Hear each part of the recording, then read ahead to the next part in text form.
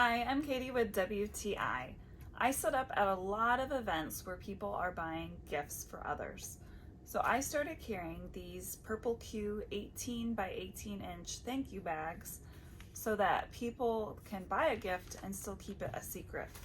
I didn't want to just throw their items into a grocery sack or a clear bag so everybody knows what's in it. I wanted them to be able to hide it but still look good doing it, still not look sneaky doing it. Also, this bag is large enough that they will want to put their other smaller bags inside. So now they're carrying around my bag and not somebody else's.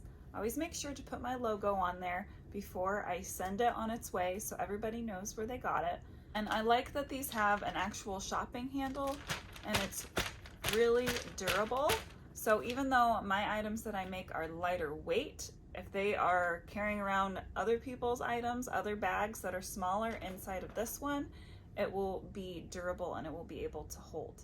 So if you're needing a bigger, great looking bag to use for events, then you should check out these Purple Q thank you bags. That's just my point of view.